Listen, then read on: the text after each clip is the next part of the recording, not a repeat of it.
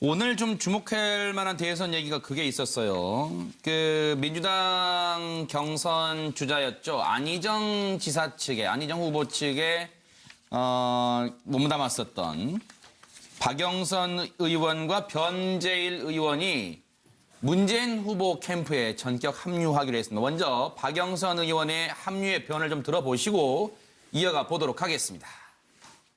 국민통합, 국가개혁, 통합정부 등의 어젠다를 놓고 문재인 후보와 충분히 협의하였고 그 결과 문재인 후보의 결연한 통합 의지를 확인할 수 있었습니다. 이제 저는 오늘부터 문재인 후보의 압도적 승리와 국민 통합을 위해서 후보와 함께 전국의 방방 곳곳을 누빌 것입니다.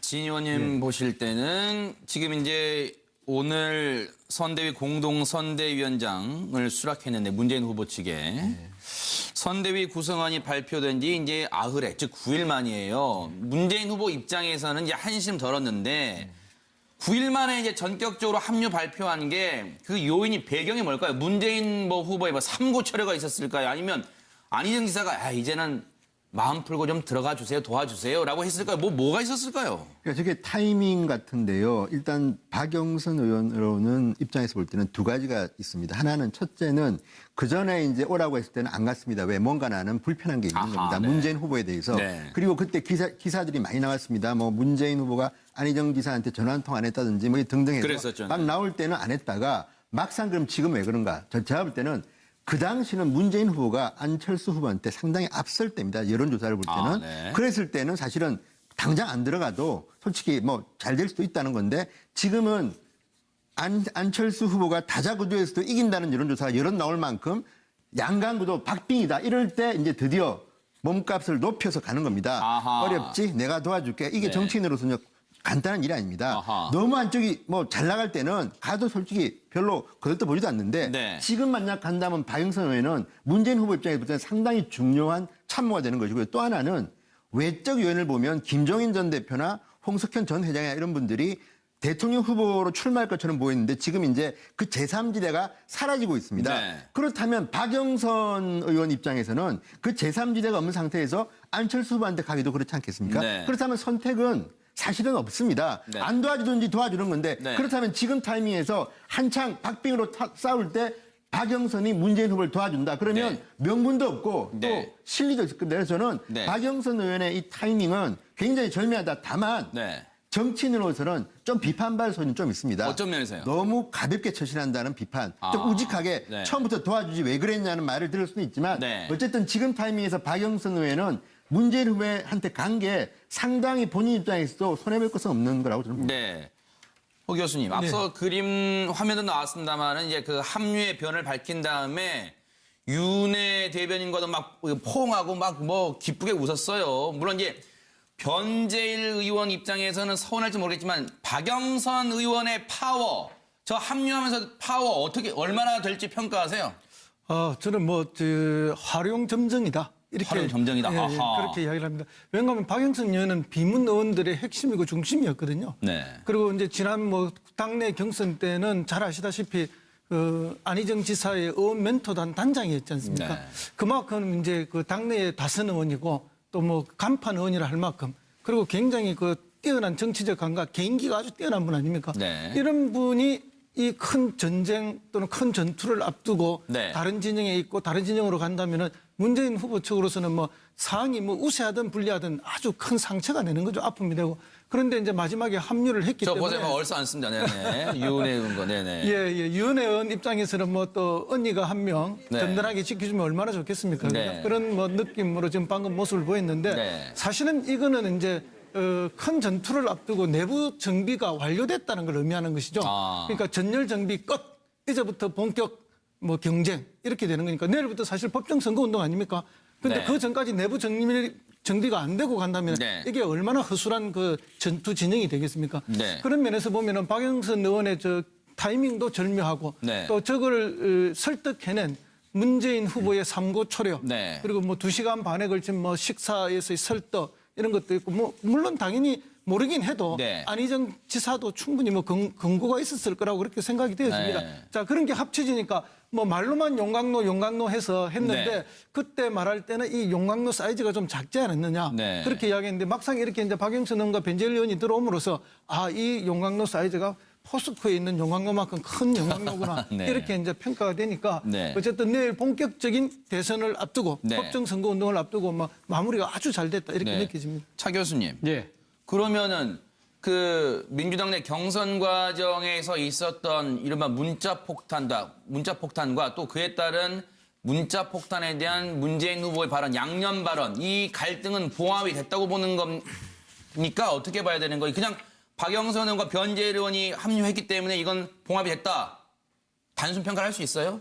일단 외형상으로는 일단 봉합된 이 모습으로 비출 수밖에 없겠죠. 그러나 앞으로 한 23일 정도 남은 이 선거 기간 동안 과연 문재인 후보가 당내의 그런 통합 의지가 진정성 있게 또 이렇게 지금 도와주는 분들한테도 전달이 돼야 되겠죠. 그런 부분들은 아마 좀 더 지켜볼 대목이긴 합니다만 네. 어쨌든 문재인 후보 입장에서 본다고 한다면 일석삼조, 4조, 5조의 효과가 있다. 뭐 당내의 그런 내용 자체가 봉합됐다는 측면도 있지만 박영선 의원이 갖고 있는 정치적 위상을 고려했을 때 사실 어떻게 보면 국민의당 입장에서 조금 뼈가 아플 수도 있는 겁니다.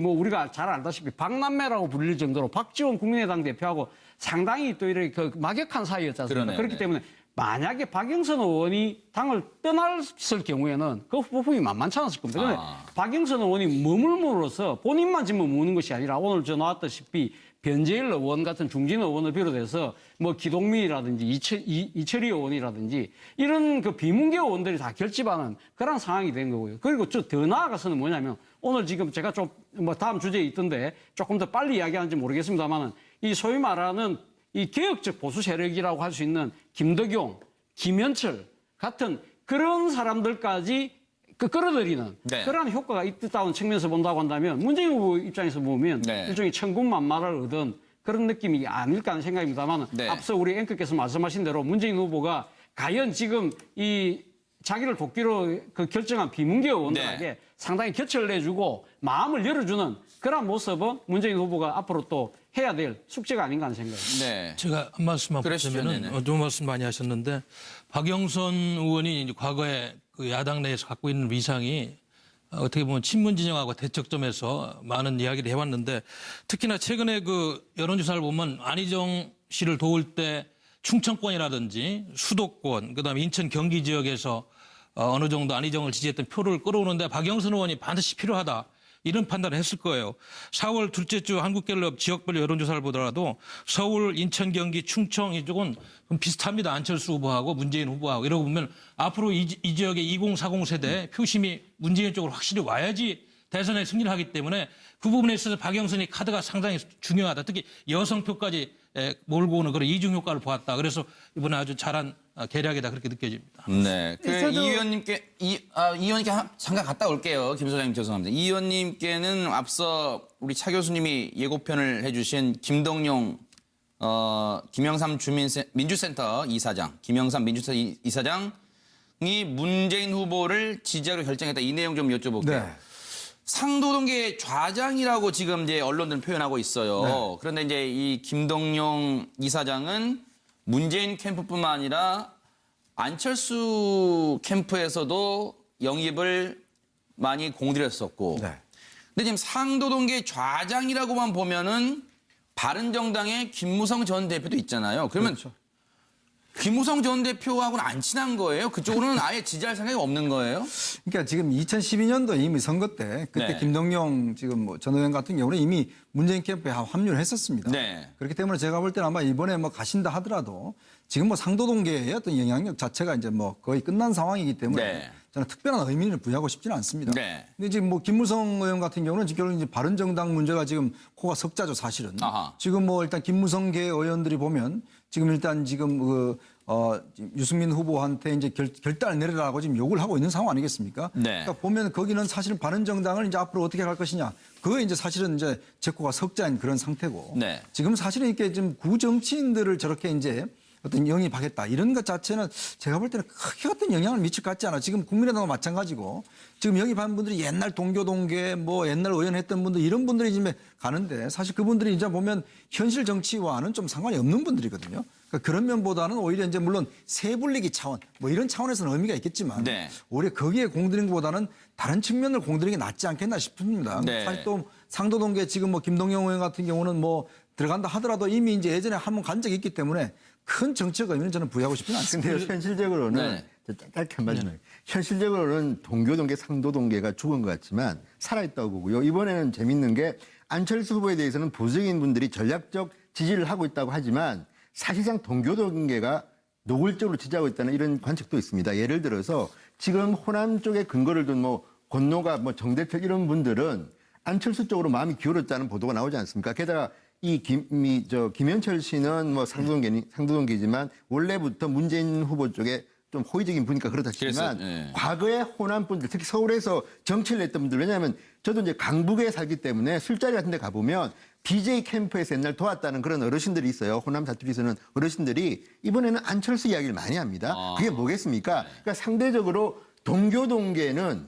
아무리 그분들이 어르신들이 과거에 정치했다고 하지만 상당히 많은 분들이 안철수를 돕는 것 같고 네. 상도동계는 또 반대로 문재인, 노무현 이분들이 과거에 YS랑 같이 정치했기 때문에 그런지 모르지만 네. 또는 뭐 지역이 경상도라서 그런지 모르지만 상당히 문재인 후보 쪽으로 기울은 것 같습니다. 그래서 저는 이게 미미할 수는 있으나 과거 동교동계에 정치했던 원로들께서 네. 어느 쪽을 미느냐 이게 지금 제가 볼 때는 언론 보도에까지 영향을 준다는 겁니다. 네. 김 기자 이거 뭐 누구 좀 잘 써줘 이런 전화까지 받는다는 걸 보면 네. 상당히 지금 어르신들도 뭐 보수는 빠져 있고 지금 안철수 문재인을 놓고 동교동계 상도동계에 나온다. 이것도 저는 재미있는 뭐 관전 포인트는 될 것 같습니다. 거기는 이미 당원들입니다. 동교동계 분들은 다 그죠. 당원이에요. 예. 네. 이미 가 있습니다. 거기. 그리고 2012년도에 김동룡 현 이사장께서 그 당시 몇 분들하고 문재인 후보를 그 당시 지원을 했어요. 그 이후로 보수 쪽에서는 우리 김동룡 이사장님을 보수 인사로는 안 보는 것 같아요. 그 이후에는 뭐 본인은 뭐 개혁적 보수라고 이야기할지 모르겠습니다만 지금도 이렇게 움직이는 걸 보수층에서 민심을 가지고 간다 이렇게 해석하는 거는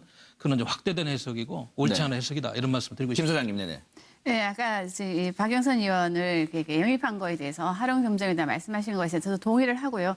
근데 저는 좀 다른 생각을 가지고 있는 게 왜 이분이 박영선 의원이 이렇게 결정을 했느냐. 물론 정치적 계산이 있었을 거라 좀 보여지는 게 5월 9일 날 문재인 후보가 당선이 되든 안 되든 간에 문재인 후보는 이제 민주당 내에서 뭐 당선이 되면 물론 민주당 내에서 어느 정도 뭐 영향을 가질 수 있다고 보더라도 이제 민주당은 누군가가 대체할 인물이 필요합니다. 그럼 그 대체할 인물이 이번에 뭐 경선에서 참여했던 분들 두 분도 있겠지만 또 이게 다선 이 중진 의원들 중에서도 상당히 대체 인물로서 커지게 될 수 있거든요. 그러니까 그런 관점에서 봤을 때 지금 숟가락을 많이 올리지 않는다면 그때 가서 이야기를 할 수가 없어요. 그렇기 때문에 저는 박영선 의원이 언젠가는 참여할 걸 예상이 됐었는데 뭐 오늘 한 거는 좀 저는 좀 시간을 좀 끌었다. 그것도 보여지는 게 그만큼 좀 앙금이 좀 있었던 것 같아요. 정치적으로 계산을 했다면 하루도 빨리 하는 게 더 좋을 뻔했는데 끝까지 끌고 간 거는 어느 정도 앙금이 그 나름대로 좀 많이 있었던 것 같아요. 그래서 오늘 이 앙금 풀고 시작을 했는데 어쨌든 간에 지금은 5월 9일 이후로 생각한 거다. 물론 문재인 대표가 당선이 되는 것도 뭐 하나의 목적이기도 하지만 5월 9일 이후에 문재인 대표 전 후보를 대체할 인물로서 박영선 의원도 이제 숟가락 하나 올려놓은 거다. 저는 그렇게 보여집니다. 네. 라고 저는 네. 호 교수님, 앞서 그림 화면도 나왔습니다만은 이제 그 합류의 변을 밝힌 다음에 윤회 대변인과도 막 포옹하고 막 뭐 기쁘게 웃었어요. 물론 이제 변재일 의원 입장에서는 서운할지 모르겠지만 박영선 의원의 파워, 저 합류하면서 파워 어떻게 얼마나 될지 평가하세요? 저는 활용점정이다. 이렇게 활용점정이다. 예, 아하. 그렇게 이야기를 합니다. 왜냐하면 박영선 의원은 비문 의원들의 핵심이고 중심이었거든요. 네. 그리고 이제 지난 당내 경선 때는 잘 아시다시피 안희정 지사의 의원 멘토단 단장이었지 않습니까? 네. 그만큼 이제 그 당내의 다선 의원이고 또 간판 의원이라 할 만큼 그리고 굉장히 뛰어난 정치적 감각, 개인기가 아주 뛰어난 분 아닙니까? 네. 이런 분이 오늘 좀 주목할 만한 대선 얘기가 그게 있었어요. 그 민주당 경선 주자였죠. 안희정 지사 측에, 안희정 후보 측에 몸담았었던 박영선 의원과 변재일 의원이 문재인 후보 캠프에 전격 합류하기로 했습니다. 먼저 박영선 의원의 합류의 변을 좀 들어보시고 이어가 보도록 하겠습니다. 국민통합, 국가개혁, 통합정부 등의 어젠다를 놓고 문재인 후보와 충분히 협의하였고 그 결과 문재인 후보의 결연한 통합 의지를 확인할 수 있었습니다. 이제 저는 오늘부터 문재인 후보의 압도적 승리와 국민 통합을 위해서 후보와 함께 전국의 방방 곳곳을 누빌 것입니다. 진 의원님 보실 때는 지금 이제 오늘 선대위 공동 선대위원장을 수락했는데 문재인 후보 측에 선대위 구성안이 발표된 지 이제 아흘에, 즉 9일 만이에요. 문재인 후보 입장에서는 이제 한심 덜었는데 9일 만에 이제 전격적으로 합류 발표한 게 그 요인이 배경이 뭘까요? 문재인 후보의 삼고 철회가 있었을까요? 아니면 안희정 지사가 이제는 마음 풀고 좀 들어가 주세요, 도와주세요라고 했을까요? 뭐가 있었을까요? 그러니까 저게 타이밍 같은데요. 일단 박영선 의원으로는 입장에서 볼 때는 두 가지가 있습니다. 하나는 첫째는 그전은 외적 요인을 보면 김종인 전 대표나 홍석현 전 회장이나 이런 분들이 대통령 후보로 출마할 것처럼 보였는데 지금 이제 그 제3지대가 사라지고 있습니다. 네. 그렇다면 박영선 의원 입장에서는 그 제3지대가 없는 상태에서 안철수 후보한테 가기도 그렇지 않겠습니까? 네. 그렇다면 선택은 사실은 없습니다. 네. 안 도와주든지 도와주는 건데 네. 그렇다면 지금 타이밍에서 한창 박빙으로 싸울 때 박영선이 문재인 후보를 도와준다. 그러면 네. 명분도 없고 네. 또 실리도 있을 건데 저는 네. 박영선 의원의 이 타이밍은 굉장히 절묘하다. 다만 네. 정치인으로서는 좀 비판받을 소리는 좀 있습니다. 어떤 면에서요? 너무 가볍게 처신한다는 비판. 좀 아, 우직하게 네. 처음부터 도와주지 왜 그랬냐는 말을 들을 수는 있지만 네. 어쨌든 지금 타이밍에서 박영선 의원은 문재인 후보한테 간 게 상당히 본인 입장에서도 손해볼 것은 없는 거에 이제 오라고 했을 때는 안 갔습니다. 왜? 뭔가 나는 불편한 게 있는 아하, 겁니다. 네. 문재인 후보에 대해서. 네. 그리고 그때 기사들이 많이 나왔습니다. 뭐 문재인 후보가 안희정 지사한테 전화 한 통 안 했다든지 뭐 등등 해서 그랬었죠. 막 나올 때는 안 했다가 막상 그럼 지금 왜 그런가? 제가 볼 때는 그 당시는 문재인 후보가 안철수 후보한테 상당히 앞설 때입니다. 여론조사를 볼 때는. 네. 그랬을 때는 사실은 당장 안 들어가도 솔직히 뭐 잘 될 수도 있다는 건데 지금은 안철수 후보가 다자구도에서도 이긴다는 여론조사가 여러 나올 만큼 양강구도 박빙이다. 이럴 때 이제 드디어 몸값을 높여서 가는 겁니다. 아하. 어렵지? 내가 도와줄게. 이게 네. 정치인으로서는 간단한 일이 아닙니다. 아하. 너무 안쪽이 뭐 잘 나갈 때는 가도 솔직히 별로 거들떠 보지도 않는데 네. 지금 만약 간다면 박영선 의원은 문재인 후보 입장에서 볼 때는 상당히 중요한 참모가 되는 것이고요. 또 하나는